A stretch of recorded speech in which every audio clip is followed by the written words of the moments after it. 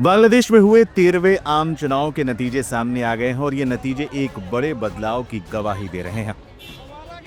खालिदा जिया की party BNP ने 2/3 बहुमत के साथ क्लीन स्वीप किया है। लेकिन इस चुनाव की सबसे दिलचस्प कहानी निकली है खुलना 1 सीट से। वो सीट जहां पिछले 25 सालों से सिर्फ हिंदू प्रत्याशी जीतते थे, वहां कट्टरपंथी जमाते इस्लामी ने एक बड़ा दांव खेला, लेकिन जनता ने उसे नकार दिया। बांग्लादेश में सत्ता परिवर्तन की लहर चल पड़ी है। बांग्लादेश नेशनलिस्ट पार्टी यानी बीएनपी ने चुनाव में जबरदस्त प्रदर्शन करते हुए जीत का दावा कर दिया है। इसी के साथ ये तय हो गया है कि तारिक रहमान बांग्लादेश के अगले प्रधानमंत्री होंगे।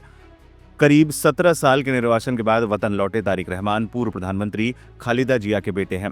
उनकी ताजपोशी के साथ बांग्लादेश के इतिहास में एक नया अध्याय जुड़ेगा। 36 साल के बाद देश को कोई पुरुष प्रधानमंत्री मिलने जा रहा है। अब तक वहां की सत्ता शेख हसीना और खालिदा जिया के इर्द गिर्द ही घूमती रही थी। अब बात करते हैं उस सीट की जिस पर सबकी निगाहें टिकी थी, खुलना 1। ये वही सीट है जहां पिछले 25 सालों से लगातार हिंदू उम्मीदवार ही जीतते आ रहे थे। इस बार कट्टरपंथी संगठन जमाते इस्लामी ने रणनीति बदलते हुए अपना हिंदू कार्ड खेला और कृष्ण नंदी को मैदान में उतारा, लेकिन उनका ये दांव उल्टा पड़ गया। बीएनपी के अमीर एजाज खान ने जमात के हिंदू चेहरों को बुरी तरह से हरा दिया।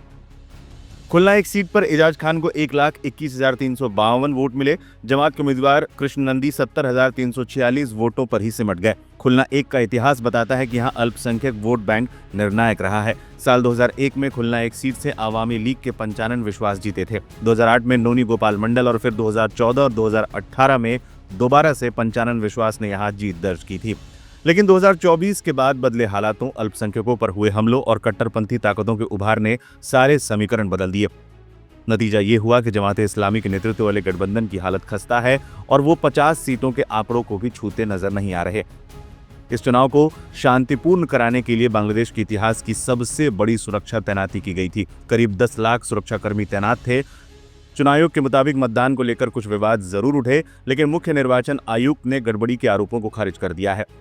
उधर अपनी बम्पर जीत को देखते हुए तारिक रहमान ने समर्थकों से विजय जुलूस न निकालने की अपील की है, बल्कि उन्होंने जुम्मे की नमाज के बाद देश की तरक्की के लिए विशेष दुआ करने के लिए कहा है।